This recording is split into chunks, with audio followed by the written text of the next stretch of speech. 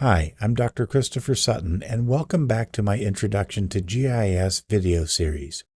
In this video, we will wrap up our introduction to core geographical concepts that are essential to GIS by discussing spatial thinking.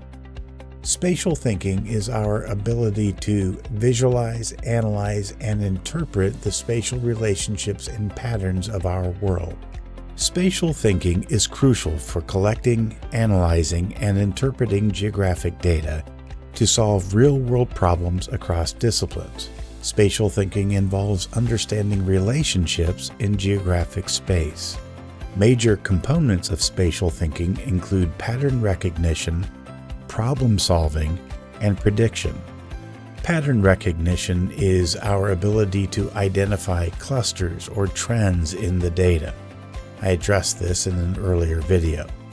Problem solving in spatial thinking involves using spatial data and tools to address complex issues that involve geographic dimensions, such as optimizing land use, designing infrastructure, or managing natural resources.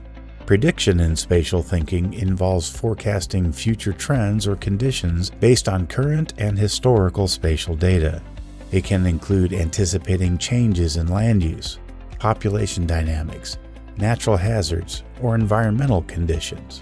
As we progress through this video, I will provide examples of using GIS in pattern recognition, problem solving, and prediction in various disciplines. We will begin with urban planning. Using GIS for pattern recognition in urban planning might involve identifying urban growth trends. In problem solving, we might design transportation networks.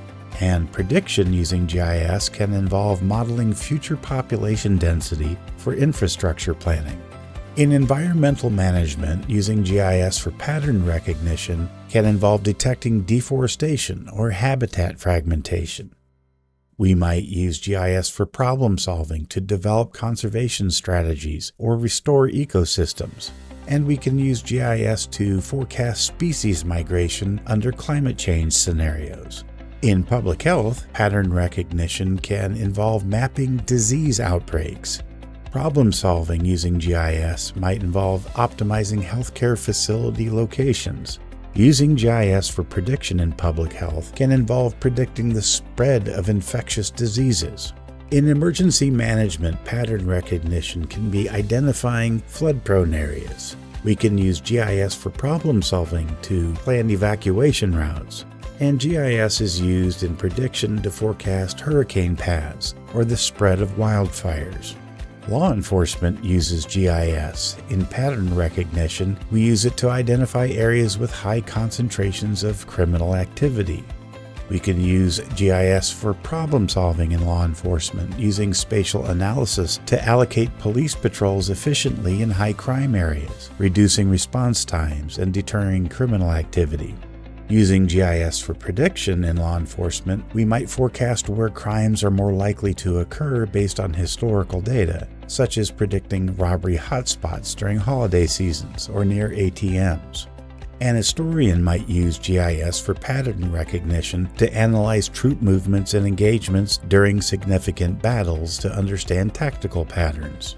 We can see the use of GIS for problem solving in history when we analyze historical boundary changes to resolve modern disputes, such as determining land ownership based on colonial-era maps.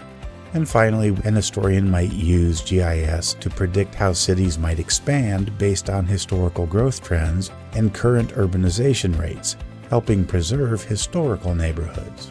GIS takes spatial thinking to the next level by providing the tools to model, analyze, and map spatial relationships. GIS transforms abstract spatial concepts to actionable insights.